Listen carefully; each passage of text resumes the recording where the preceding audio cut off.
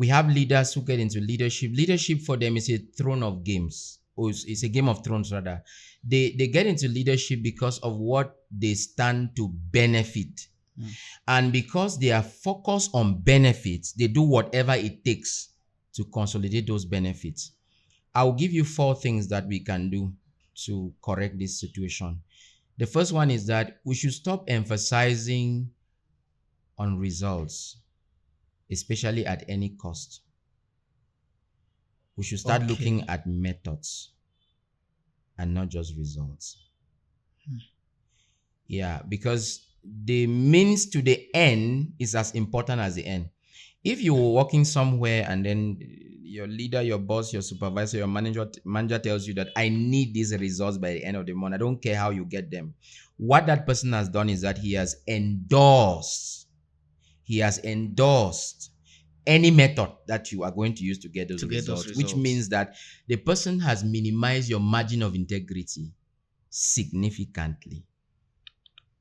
So we should not be overly focused on people getting results. We should also look at methods.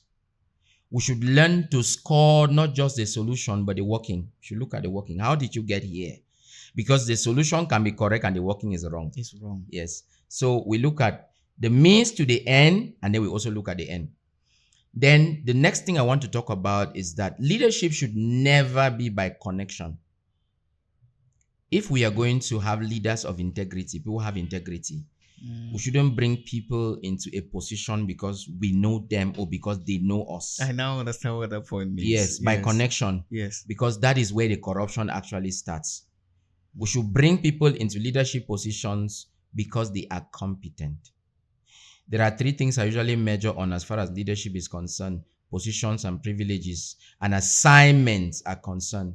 There should be competence, there should be availability, there should be willingness. These are the 3 things that make a good team player. If you're giving somebody an assignment, it should not be because the person knows you and the person has done a favor and now you are returning the favor. It should be that the person is competent, the person is willing, and the person is available. So we should not get people into leadership situations based on what we stand to gain from them or what we have benefited from them in the past, or the fact that we have a very close relationship with them. The another thing that we need to do is that we need to start elevating the value of character above reputation. We need to lift up the value of character above reputation, because your reputation is what people think you are. Your character is who you are. You actually are.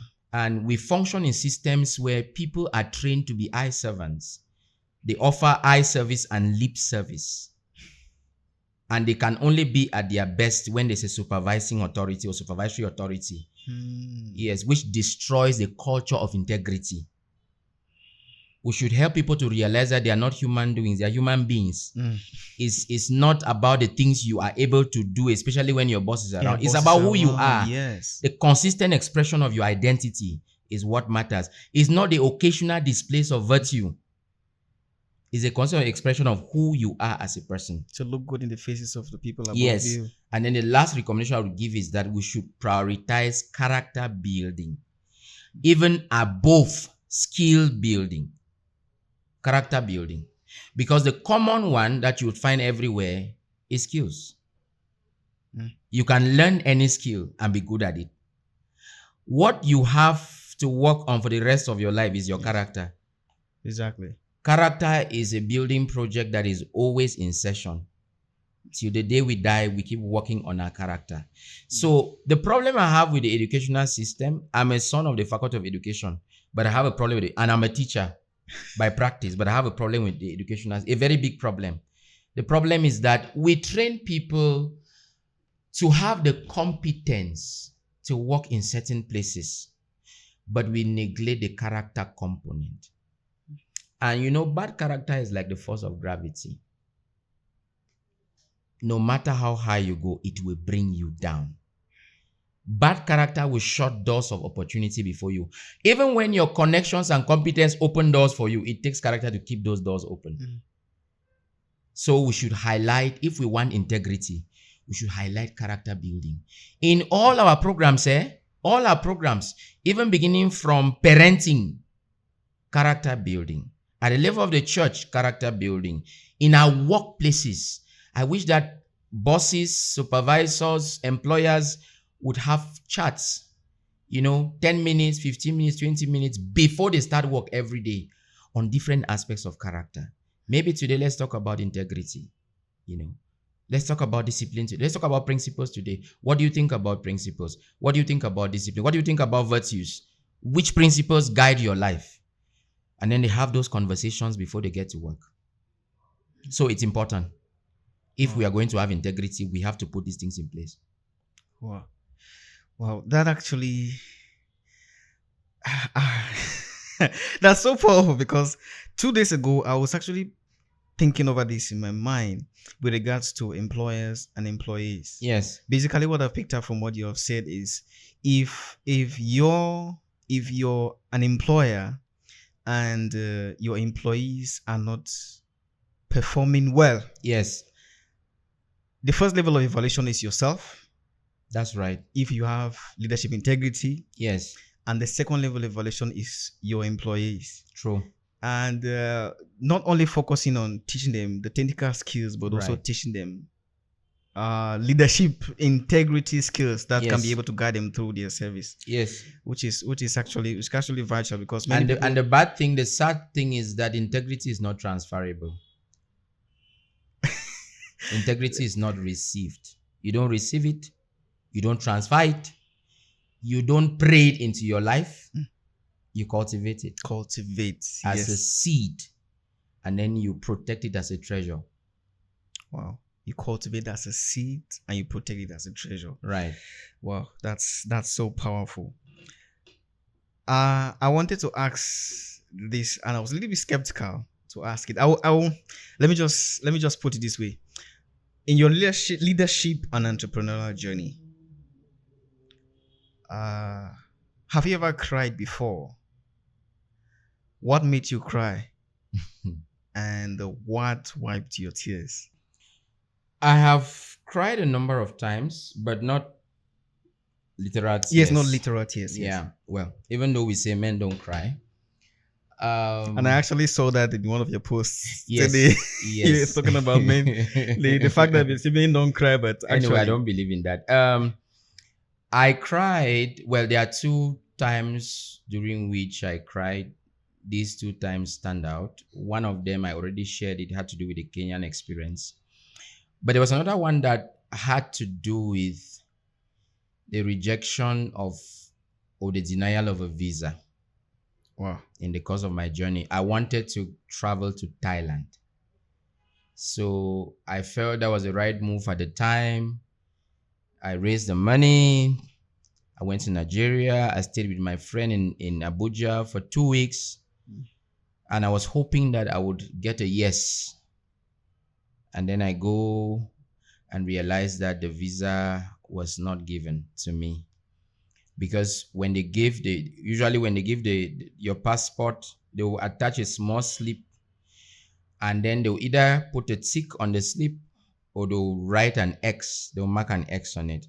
If they mark an X, it means that the visa was not given. Rejected. So I was given that, and then when I checked it, it was an X. I did not bother to open my passport. So when I was at the Murtala Mohammed Airport in Lagos, and I was about to fly, one of the immigration officials took my passport and opened it and said, "But what happened? They gave you a visa and then they took it back." That's when I even had the time to look at it, and I realized that they gave the visa, but then they wrote on it, "Cancelled without prejudice." So it means we've not given you the visa. We don't have a reason why we did not give you the visa, and we don't have an explanation to give you. So it broke my heart, because I had spent a lot of money to get to that place, and I already started building castles in the air in relation to where I was going. So it was not a good experience for me. But again, shortly after I came back, I started realizing that was actually a blessing in disguise, because it now helped me to rediscover myself. So I'm answering the other part of the question, what wiped my tears? Yes. The fact that I started looking at it through the lens of optimism. I'm like, no, this thing may not be really all that bad after all. And then I realized that it was helping me to have redirection in life. I just realized that sometimes rejection is redirection. So yeah, Wow. that was it. I don't know if I should say I can relate, because I've actually been in such a situation before. Yeah. But we actually went, and it's a story for another day. We actually went and we reached the country where we're going to. We're going for a training program, a 2 weeks training program, and we're given the visa quite all right. But when we reached, the immigration rejected us. And you had to come back. Sent us back. That is more depressing. And I was with 4 of my friends from 3 different African countries, and we were so excited. I'm into cybersecurity as well, so it was a cybersecurity training program, and so we went there. Where all of us were sent back. But it did not work out. Yeah, so it was quite depressing. I can relate. The rest of the spending and all that. So, with your permission, I would love to dive a little bit in some of the quotes you put up on your Facebook profile. Yes. I would love to know actually the point from which those inspiration come up from. We'll go through one at a time. The first one is, you wrote, the duty of a public speaker is not to blow the minds of people and confuse them as a proof of his depth. I know we have spoken a little bit about public speaking. Yes. Can you maybe enlighten us on a particular point? Well, it's simple. It's just to say that the goal of public speaking is communication. And no matter how hard you work on stage, if you don't communicate, then it's wasted labor, wasted effort, unnecessary toil. That is to say, I have been to several events, and sometimes you see a speaker is working really hard to motivate people. And by the way, I started having a problem with the phrase motivational speaker about 1 year ago. I don't like that phrase, because I don't want to see the outcome of what I'm doing as motivation. I don't want to see it as motivation. I want to see it as transformation, not motivation. Motivation is at the level of the head, transformation is at the level of the heart. So if you come on stage and say a lot of fantastic things and people clap for you, but they walk out of that meeting and go back home and continue from where they ended, then you have failed as a speaker. So that is the angle from where I brought that quote. Wow. Yeah.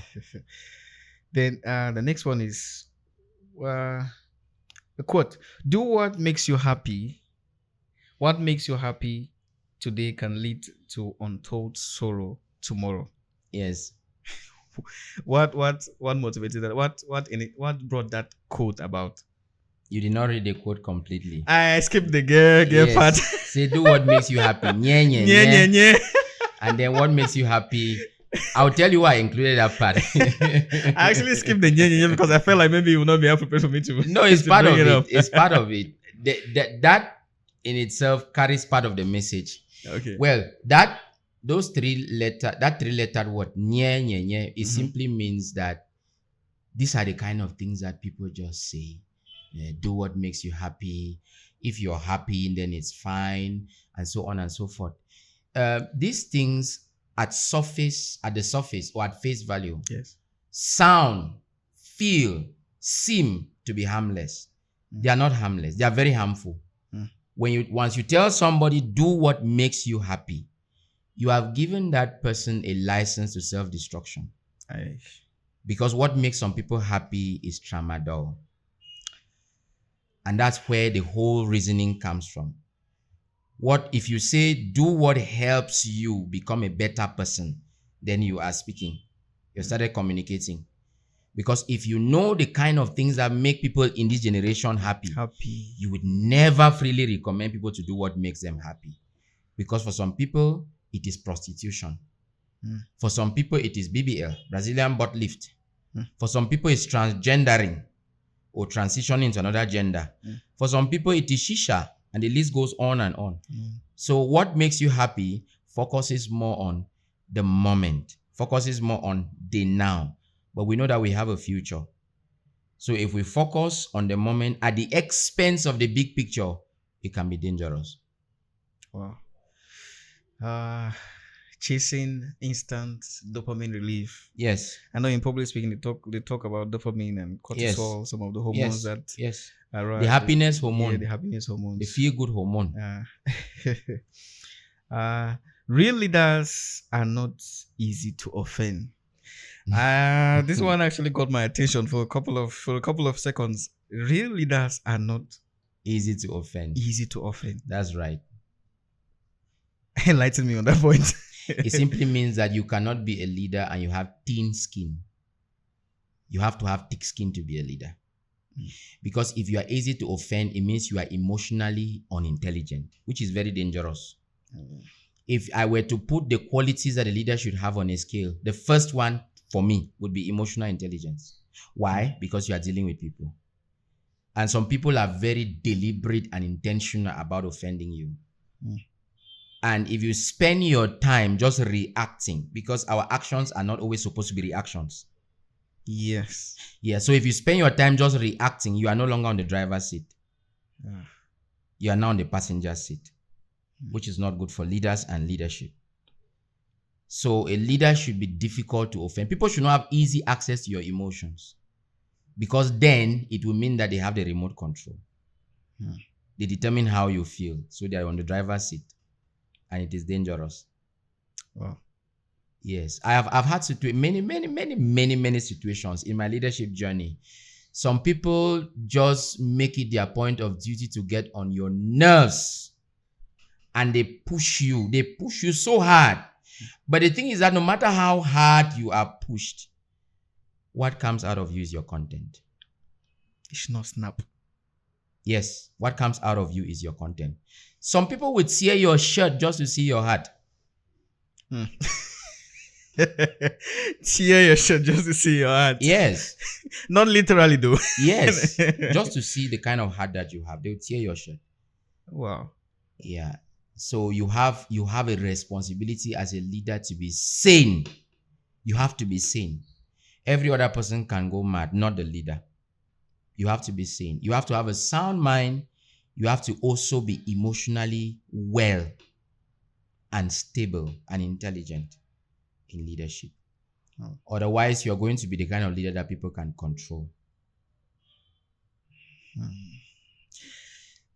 That's very deep. Let me pick out 2 points from there.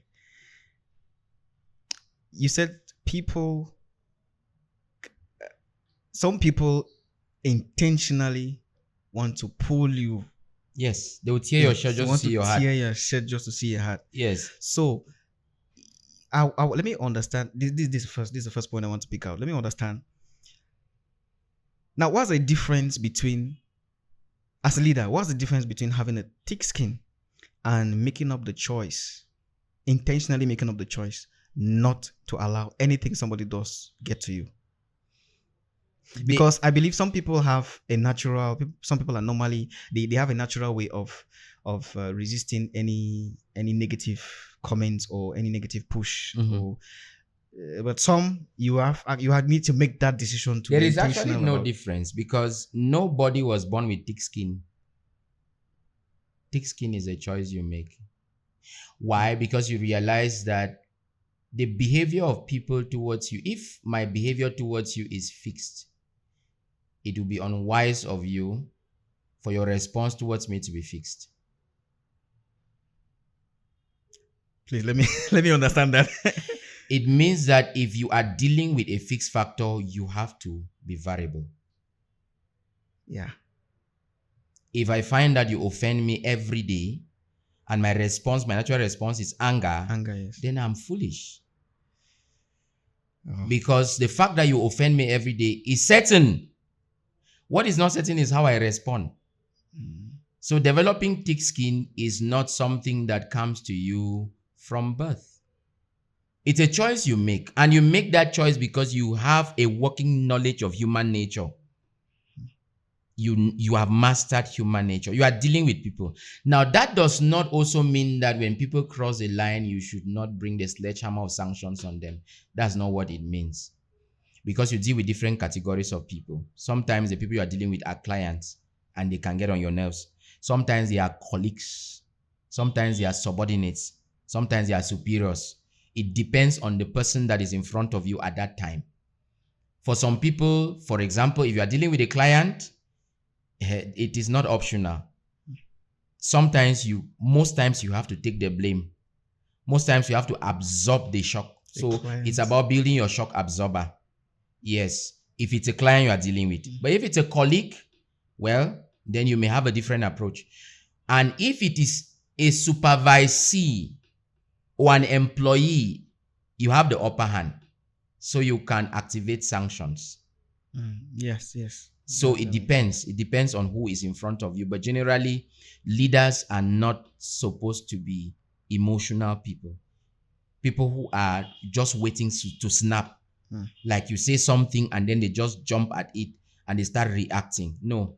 Leaders are supposed to be cool-headed, level-headed. They are supposed to be critical thinkers. They reflect before they respond because their actions affect the people that are under their leadership. Yeah.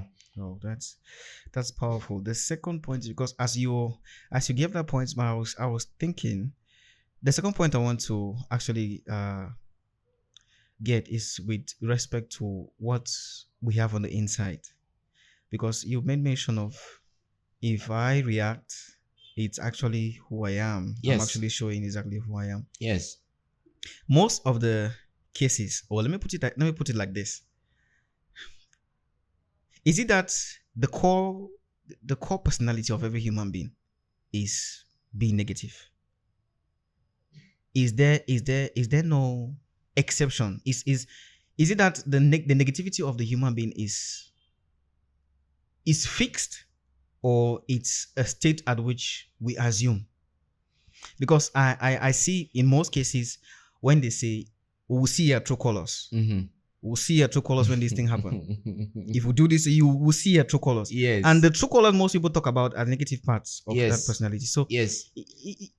And why is it also, I think it's still related to that point, why is it also that each time when somebody, even if it's just once in a while, somebody snaps after he has been pulled, Yes. even if it's just once in a while, Yes. the general assumption is that is his natural way of being. Because we have not drawn a line between character and behavior.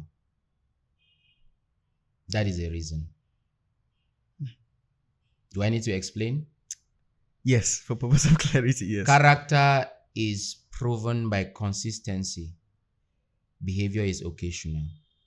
And sometimes we consider behavior to be character. If somebody has always been coming to work early and then a person comes late at an instance, you don't call the person a latecomer. You don't use an isolated incident to build an identity for a person. For that person. Because that is a behavior, not the person's character. Character is the consistent expressions of your personality. Behavior is occasional. Now, to your first question, I believe that everybody is in a particular temperament bracket, and every temperament has the negative side of it. So yes, human nature has these negative tendencies in it. By nature, we have negative tendencies, but it's now for individuals to work on their weaknesses. There are certain things that we have naturally that are not bad in and of themselves. It now depends on how we manage them. For example, anger. I believe that anger is fundamentally not bad. In fact, it would be a terrible thing to have somebody who never gets angry. Never gets angry. That should be a very dangerous human being. If at all is a human being. Yes. Another one is fear. Fear is also one of those things that we were given as a gift. Some people will be shocked to find out that fear serves to protect us. One of the functions of fear is protection, because the only reason why you cannot go into an oncoming vehicle is fear. Exactly. The only reason why you cannot jump from a story building is fear. So fear protects. Now, but when that fear has been allowed to master you, the other kind of fear that holds you back from attempting the things you can attempt, That is now the negative. It has now spiraled out of control. Fear has now spiraled out of control. When that anger has now caused you maybe to pick up a machete and chase somebody, or for a married man to now beat his wife, it has spiraled out of control. So we have these negative tendencies, but they are neutral. We decide how we express them. That is the point. Oh, that makes it clear. Yeah. That makes it plain and clear. The next point is you said leadership is a life you live and not just a role you play. Right. I think I know what that means. Yes. Yeah. I think I have an idea of what that means. Yes. The next is it is, well, we picked them across It's fine. the leadership, It's fine. across entrepreneurship, across moral values and relationships as well, because I see you also do a lot of relationship seminars. Not only do I do relationship seminars, I have a relationship platform where the members are registered. They pay an annual membership fee to belong there. Singles. They are over singles. singles. They are over 300 and I think 18 of them on that platform. Wow. So I actually have a vision as far as relations. I don't just do programs. I have a vision in that light. I think that's one thing that we left from the profile. Yes, you are a vision bearer. Yes. Not just the vision bearer of one vision. You have Yes. multiple visions. Yes. Okay. The next point is it is an evil business to be in the habit of recruiting others to join you in hating particular people. What actually stirred this point is from coming up. Inspirations are born from different maternities. I think that I have been following some things that are happening in Nigeria Okay. online, and I see how people very easily pick sides. I think one of the most recent was the Regina Daniel and Ned Nwoko incident. Oh. Yes, Okay. you just see how people very easily side with one person and they don't even know the complete story. The truth of the other. Yes, and then you recruit other people to join you in hating someone they don't know. So it's hatred by association. And I have seen that a lot on the social media space. So it made me to write that up. And it's not only on the media space, even Everywhere, off media. even in the church. Even you off see, that's in why the I church. usually say that Yes. if the friends of your friends are not your friends by default, then the enemies of your friends are not your enemies. Wow, please, can you double click on that a little bit? It's as simple as that. As I say, if the friends of your friends are not your friends by default, then Yes. the enemies of your friends are not your enemies And not by your default. Yes. That makes a lot of sense. Because many people just assume those states. Yeah. And wow. Okay, the next point that we have is it is unwise to keep building new structures while failing to maintain the existing ones. Yes. I'm not- Textbook case Cameroon government. But I am a lover of peace. Of course. we don't call names, but not even just in politics, because when I read this, I did not actually go into that. I did not Yes. my mind No, did you not can actually apply it picture across the board. I saw it across multiple areas. Yes. Because let's just say in the area of picking up a skill, Mhm. if you don't master a skill, Then before moving on to the next one, you see yes. the next even programs, switching. even the attending of programs. Some people have made a career out of attending programs.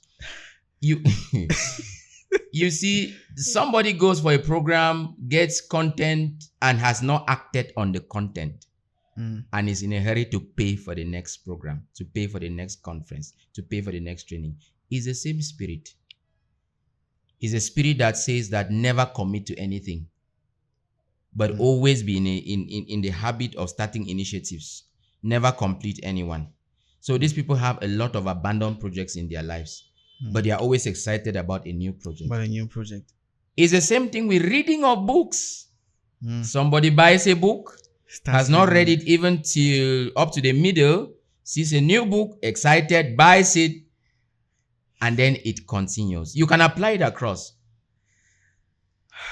Wow. When you mentioned about this book issue, because I had something in mind concerning reading of books. Yeah. A philosophy that I learned some time ago. It says if you pick up a book, feel free to drop a book if you pick up the book and it's not resonating with you. But actually, you already answered it by saying getting excited about the next book, not actually. It is better. I always say that it is better to read a book that is 100 pages from cover to cover than to read 10 pages, perhaps from 100 books or from 20 books. Because there is nothing as dangerous as incomplete knowledge. Whenever you get incomplete knowledge, you assume that it's your responsibility to fill the blanks. And that is dangerous because you can fill the blanks with anything. So better than the man who perhaps has gotten incomplete knowledge is the man who has not even had knowledge. You see, ignorance is better than misinformation. I'll tell you that any day. In your ignorant state, you are somebody who is misinformed is more lethal, is more dangerous than somebody who is ignorant. So I usually say that ignorance has benefits. And one of them is peace. Surely it is peace. If what I picked up from this is what they've just said is missing context. Yes. Missing context. Yes. Even in churches, there are times when preachers are preaching, they go into the Bible or a particular book in the Bible and they pick out 2 verses. Yes. And even when they are preaching, we expect that they should explain the context. Yes. Of the whole chapter, or maybe probably in the They whole just book. extract that they particular uplift part. it from the text. Yes. And then they build their theology or whatever, their thought, a body of thought on it. Oh. But some people are shouting that zip. Go deeper, man of God. So if you want to build a piece of knowledge, make sure that you build on the whole context. Yes. Don't pick out just part of it. Right. Let yourself. If you're reading a book, especially if you have to pick out knowledge from that book, read all of it because don't be like bloggers. Yes. Let's not open the chapter of bloggers. Yes, no, it's fine. It's fine. Let's not open the chapter of bloggers because there's going to be we're just trying to sweep all the corners of the house. Yes, there's going to be a lot in that area. Yeah. I thought of skipping this one, but let me just take it on. There is no corrupt politician who was corrupted by politics. In order to be corrupted, one has to be corruptible. Correct. Let me just give you the context in which I was thinking about. I was pondering on this when I read that there are not necessarily in the field of politics. There are some offices where rules of corruption have already been established. Yes.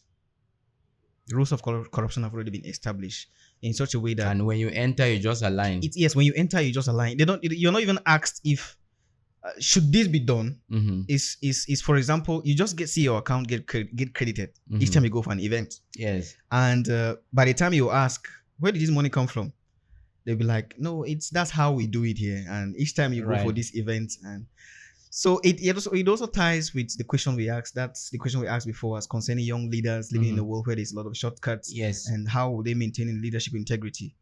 I wanted to ask this from what actually sprouted this particular point of. Yes, what brought concern. about that quote is I have observed some people go into politics, some into leadership positions, and then over time they metamorphose into monsters. I'm like, no, this is not the guy I knew.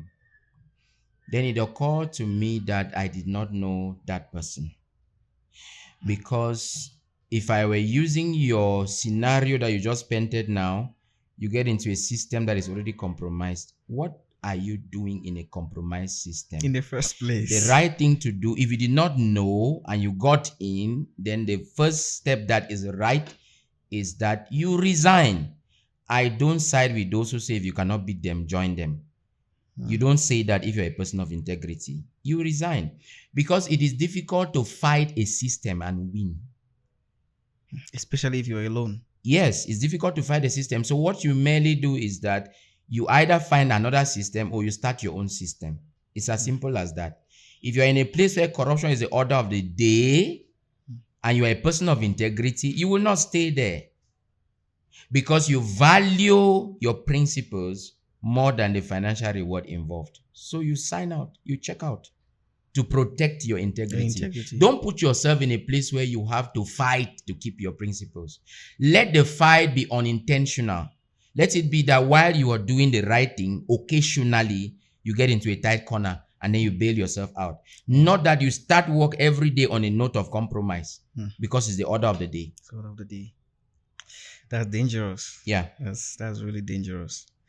These three, we unpick them. They are out of the scope. Yeah, there are many of them. I think I have not less than 500 quotes on my Facebook. Yeah, there are a lot. There's one you said, what is a plate doing under the bed? I don't want to talk on that one because I know I have put a plate under the bed for no reason. For absolutely no reason. Yeah. Another one says, holiness is not a special dress that we wear to church every Sunday. Yeah. I don't want to look at this in the plain sense of the dress we wear to Sunday, because I know maybe it direct. Is there another point of view or another point of inspiration that this came from, apart from the normal, the Sunday, the context at which it's the workplace about? The workplace. I am a worker, so I see a lot of things. I've worked in a number of places. Some people put their best foot forward or are in their best behavior when a supervisor comes around. That's one way to interpret that quote. So you wore your best dress because you knew that they were going to be inspecting today. They were going to be auditing you. They were going to be doing this. So you are suddenly very punctual. You are suddenly very polite. You are suddenly very assiduous. You are suddenly very excellent at what you do because there is somebody who has come around to check you out. As soon as a person disappears, you revert to your default setting. That's it. Wow. Unfortunately, this is a reality in many workplaces. What many people call workers are eye servants. Yes. I'm involved in one of the things I did not tell you is I'm involved in trainings in workplaces. I've done a lot of trainings in different workplaces when it comes to integrity, when it comes to interpersonal relations, when it comes to teamwork, team spirit, and all that. And I realized that many people are just exceptionally good eye servants. They know how to pretend and not get caught. And we have a common saying that a thief is the one that was caught. I was caught. So if you were never caught, you are not a thief. You are not a thief. That's the idea. Wow. You would not imagine what workers will do if their strict boss were to take 1 week away from work. And if there were no CCTV. To be watching at things. Yes, I always say that where integrity is present, CCTV is a luxury. That makes sense. Yes, just like I tell my students, if all of you had integrity, you don't need invigilators. Exactly. Yes. Exactly. Yes. So why are we having CCTV all over the place? It's because we can't trust the people we employ. Why can we not trust them? We have seen what human nature is like. We know human nature. We know that one of the things that people abuse the best way they can is absolute freedom. So we don't give it to them. Wow, that's deep. I'm looking at it in many spheres. Yes, give people mobile data, give people data, connect them to the internet, and then monitor what they do at work. You will be shocked that people are downloading movies, some 3 hours long. You think they are working, but they're doing something. But they are abusing, squandering your data, whatever, your connection, and then everybody is wondering, including the culprits, why internet is slow. And they are so focused on their machines. You see them focus on their machines. And as soon as you jump in, they minimize that window and then they go back to work. They go back to a workspace and it feels like they were actually working while you were away. That's where we are. Wow. Well, we have a lot to do. That's where we are. Do in this area. A lot. And we'll keep on fooling ourselves if that's the case. Yeah. Wow. Let me just the second to the last question that I would love to ask is looking at the place where young people are, especially in our country and in our community, where young people are right now, Yeah. including myself, and your projections for the future. What are some of the areas that you propose young people to focus in? What are some of the? It can be in regards to personal development. It can be with regards to clinical skill development. It can be Yes. with regards to industries that will best favor them as concerns jobs. It can also be with regards to entrepreneurship. Okay. Any of the space that you can pick up. I think I have 4 recommendations to give. The first one, and I would always talk about it, no matter what we are talking about. I would talk about it when it has to do with recommendations. Young people should become emotionally intelligent. They should master emotional intelligence. You see, you're of the tech world, and one thing that machines cannot do is that machines cannot manifest the emotional part of work. That's a fact. Machines are just machines. Yes. You can tell AI, you can prompt AI to give you content on how to maybe present on stage and everything as a public speaker. But AI is not going to help you in your body language. Exactly. That's the apparent limitation of AI. So one thing I would recommend is emotional intelligence. There is so much that is making people to explode in our generation. So much. The world is rich with toxicity, and people are ready to snap. Even they are just waiting for the slightest provocation to snap. And if you have 2 people, one a client, the other one the service provider, and one person goes mad, it should not be the service provider, and 2 people should not be mad at the same time, because there will be need for one to stabilize the other. So emotional intelligence becomes very, very important. They should learn what it means to be emotionally intelligent in a culture that is rich with offense. That is the culture in which we find ourselves. In Is rich with offense. You have people who have nothing to lose. And when you are dealing with somebody who has nothing to lose, you are dealing with a very dangerous person. You have a business to protect the person that has nothing to lose. And the person is willing to talk to you anyhow they deem fit. But you should never join a pig in the mud. Because if you fight with a pig in the mud and win, the pig has won. The expression is yes, you never join a pig in the mud. No matter how hard they try to drag you, don't get down to their level. Because you don't treat people based on how they treat you. You treat them based on your standards. Yeah, that's true. If you respect me, I respect. If you don't respect me, I respect you. Because respect is my standard. You don't have to be respectful or respectable for me to respect you. Wow. I give you what I have, and what I have is respect. Respect. Not disrespect. So the first thing I recommend is emotional intelligence, emotional stability. The second thing I would like people to master is that they should master how to use technology intelligently. Because if we don't add the element of intelligence, technology is going to be the user. Technology is going to do the using. And we are going to be the ones being used.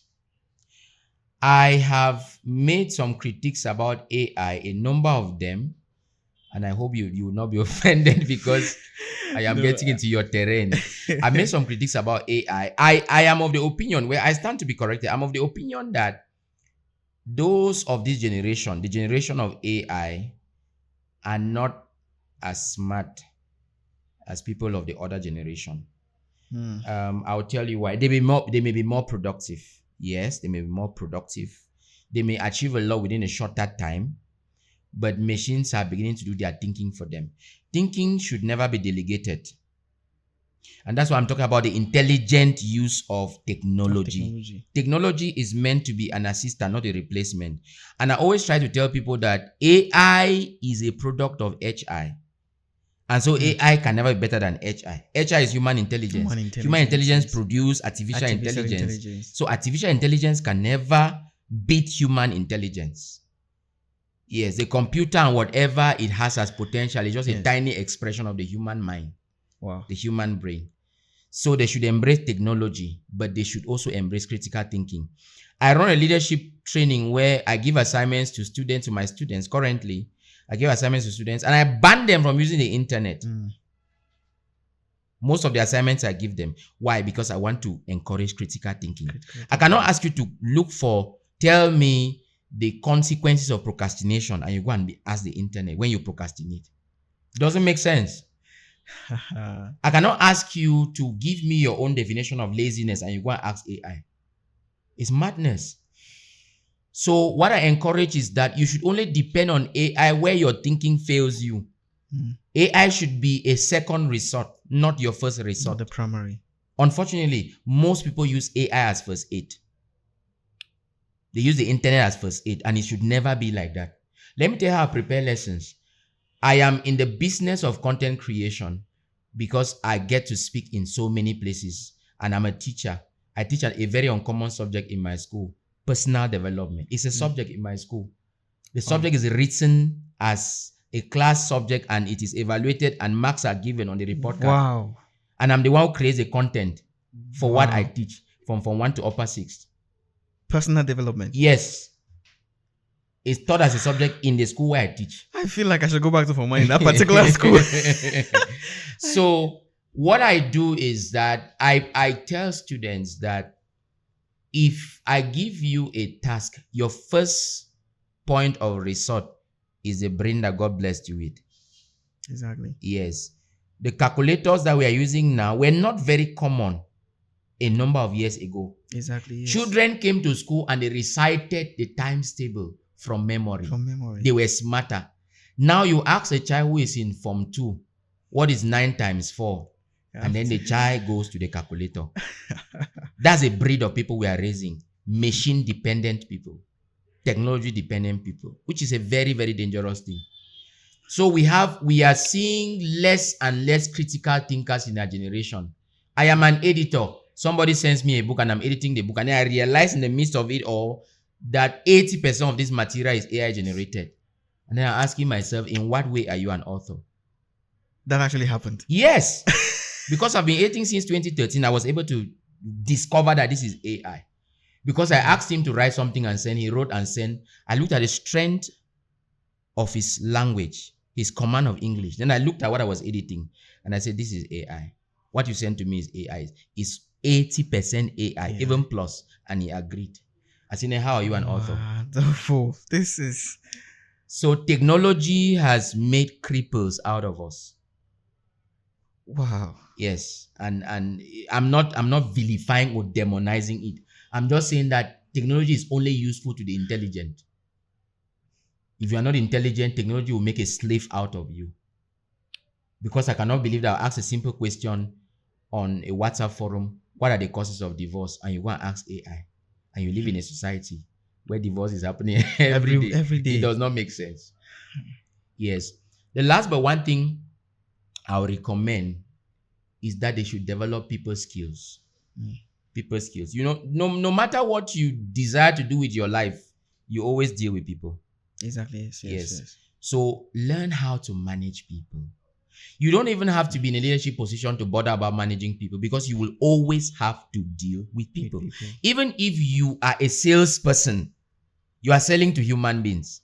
So you need to understand how to relate with people, how to network with people, because there are rules of networking. You don't just connect to somebody, and that's why many connections don't last. There are some connections that are potentially life-changing, but because we don't know that relationships are expensive to maintain and people are delicate to handle, we lose them. We lose them because we don't know how to handle people. So I would recommend people skills. That is very, very important. Wow. And then, of course, the last thing I would recommend to them, whatever it is that you are doing with your life, I would recommend continuous capacity building that is tailored to the demands of your assignment as a person.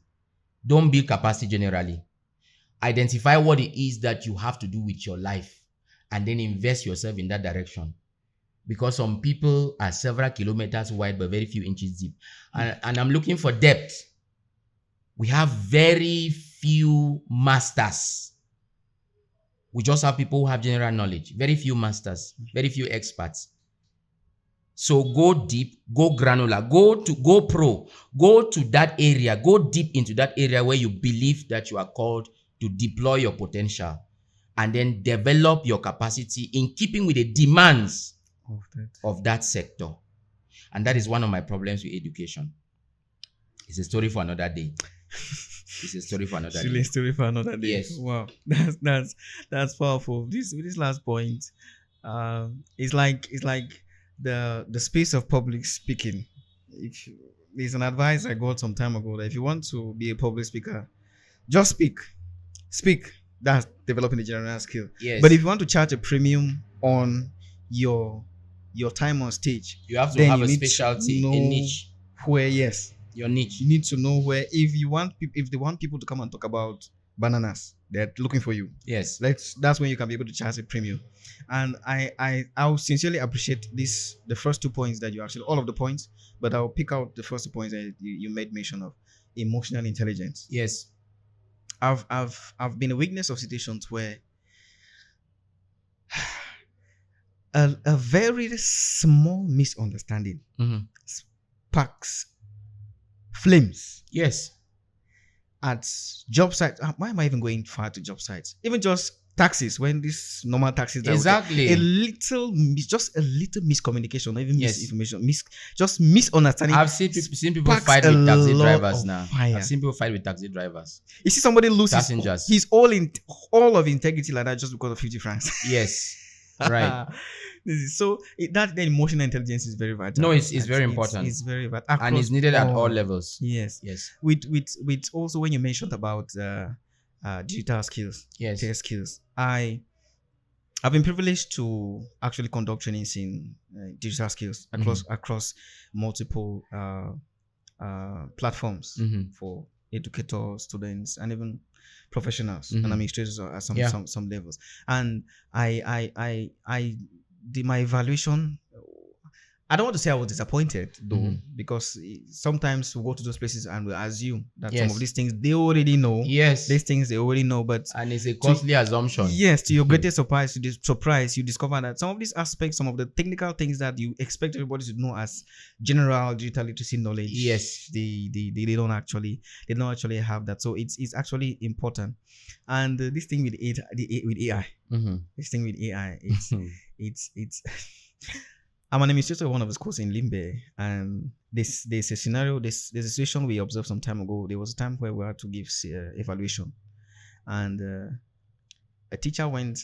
Oh God, I'm actually ashamed of saying this. A teacher went and asked AI to generate quiz for him. My problem is not actually him generating the quiz. I don't know how he did his prompts. Yes. Maybe he crafted his prompt based on what he was teaching in class. Yes. But when he was doing his copy and paste, Mm-hmm. he copied everything, including answers. My goodness. And even the point where ChatGPT, some of Yes. these AIs, they will say, they will ask you a question if you want them to maybe shape the content in a particular way. Yes, He exactly. copied and pasted it on the paper. Did not even review. That's why I say AI does not Printed. work Jesus Christ. And for those who are not printed. intelligent. He printed and brought it. It was one of the evaluators who actually pinpointed. You are touching on something that we need to put an eye on, even at the level of projects. The projects that ChatGPT is now. Well, they don't give ChatGPT the credit it deserves, but ChatGPT is now writing projects for a lot of people, and is unfortunate. So I think that we need to. Digital literacy should also include how to use digital tools. Yes, how to use them. Not only how to use them, we also look at the moral ramifications of doing certain things with digital tools. Yes, because they are crimes that we can also identify in the use of digital tools. Yes, sometimes people do not even realize that they are guilty of plagiarism and those kind of things. Yes. Okay. And they abuse those tools. That's what I can say in that light. Okay, thank you very much. Just the final question. Okay. One of the objectives for this is also to do a sense of cybersecurity awareness and sensitization. Okay. So the last question I'm going to ask you is: have you ever been hacked before, or have you experienced a cyber breach before, or have you been scammed before? I have never been hacked before. My account has never been hacked before. I've never been scammed before. But there have been attempts to scam. Okay. Unsuccessful attempts to scam. Yeah. Maybe are you interested to maybe share, give a light? Well, it may not directly have to do with the internet. It's more like somebody reaching out to you on a call and then telling you that I have this in my possession that belongs to you, and you have to. This person sent it. This person that you know sent it, and is at the airport, and then you have to pay this amount of money to be able to get it, and it is this your cousin who is based in the States and all that. And then I tried to do two-factor verification Exactly. and realized that it's a lie. So yeah, that's the experience I had. Wow, thank you very much. Just to double click on that, they are, so far as it was over a over a network, it's an attempt over the cyberspace, and Right, I agree. as a cyberspace. And now that we have artificial intelligence, there are scenarios where those people, instead of calling to say that they are representing somebody who sent the package to you, they can actually clone the voice of that your cousin in the United States, and even clone his facial expression, and then they make that call, which might even seem more. I want to appreciate you for taking out time and for accepting to be with us on this edition of the podcast. And I believe that this is just version 1. All right, no problem. Hopefully, by God's grace, we'll have another version again, another episode again, where we'll have you to. Thank you so much to for share having me. our wisdom. Thank you very much. Thank you very much. Thank you. And thank you very much for watching. Peace. Stay safe and stay secure, brother.